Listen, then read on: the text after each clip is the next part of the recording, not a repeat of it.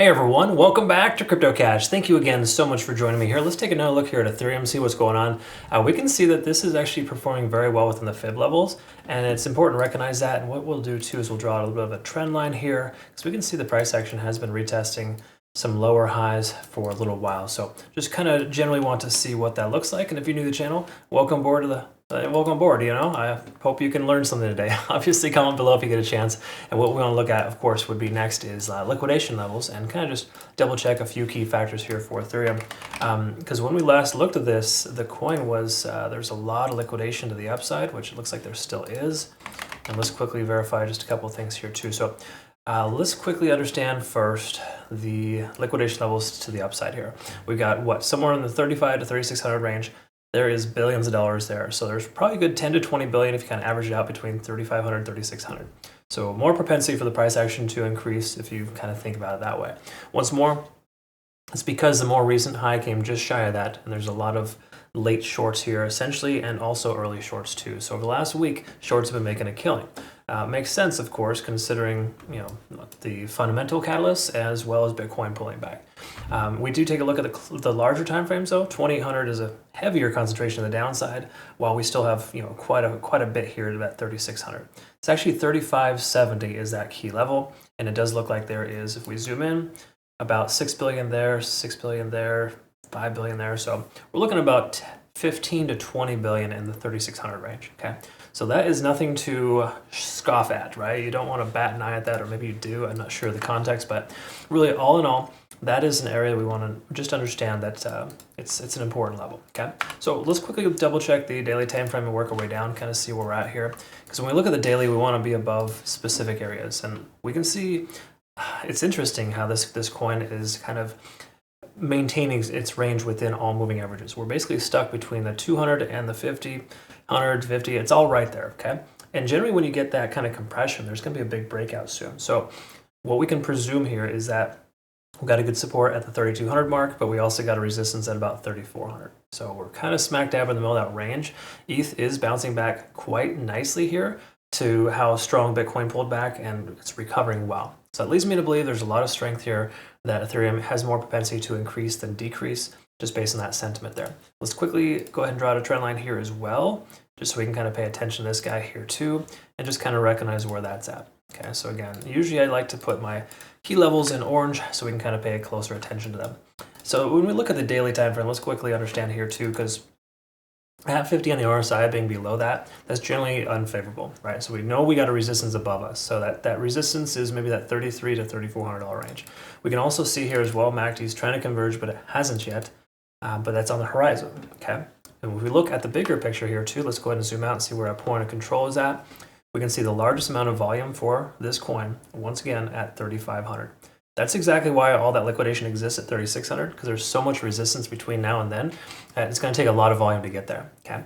So all in all, there's a strong chance we will see 3,600 retested. Just a matter of how well Bitcoin performs this week, or how poorly it performs, because right now at this point, it's not doing super well. But again, it's kind of holding that 66 to 67K range, and that's good for Ethereum, because now it's maintaining that 32 to 3,400 range. So all in all, within reason here, we can see that the daily time frame's more so bullish, but also I would say that it's probably best to summarize the daily time frame as kind of neutral, okay? And again, it's best to kind of presume it's neutral because it's right in between all those moving averages, and we're still under 50 on the RSI, while we're trying to converge on the MACD, it still doesn't hold enough weight. Let's quickly look at the 4-hour time frame and recognize that we are in pretty good shape here. We're over 50 on the RSI, and most coins cannot say that. We can see our stochastic RSI is pulling back, but that's natural for this more recent candle. MACD is trying to diverge, but still holding strong, and our moving averages, once more, even the same on the 4-hour time frame, we're compressed in between all four of them. So again, a solid closure above or below these moving averages would be a pretty firm indication of what direction we're going to head. For right now, it's just naturally pulling back because Bitcoin pulled back, and it's just kind of one of those standard situations, okay? So taking a look here at the Ichimoku cloud in the hourly, we can see that this coin never even came as low as breaking below the cloud. It held above the entire time. That goes to show there's a lot of strength of this coin. Same thing as well with the conversion line and the baseline. They're essentially right there compressing together. That's generally not a sign to want to take a trade, but it also tells us that with not having crossed over, we still got good enough momentum to the upside to be able to maintain this continuation. So I think that based on everything we've seen here so far, there's slightly more bullish than bearish reasons to take a long position versus a short with this coin. And a lot of it hinges on that point of control being above us. While we haven't broken through that yet, not all that liquidation there, that is certainly motivation to push the price action higher. And then also we can confirm the 4-hour timeframes mostly bullish, which is surprising considering how bearish most 4-hour timeframes look like on other coins.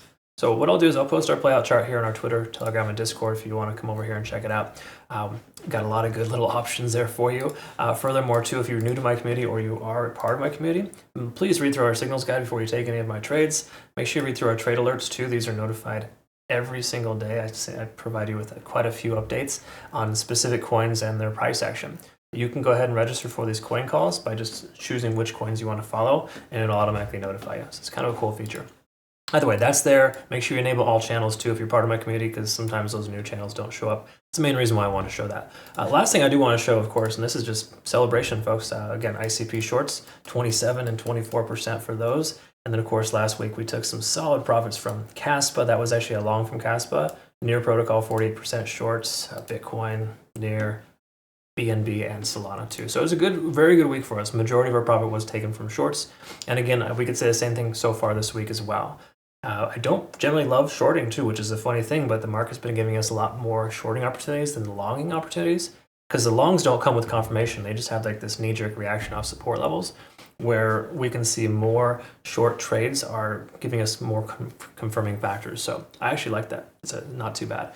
Either way, at this point, once more, the premise here is that Ethereum seems much more bullish than bearish, so I would recommend considering not shorting this coin at the moment. It doesn't really give us a lot of indication.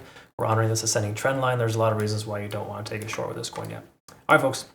Hope you have a good rest of your day. Thanks again so much for your time. We'll see you the next one. Take care.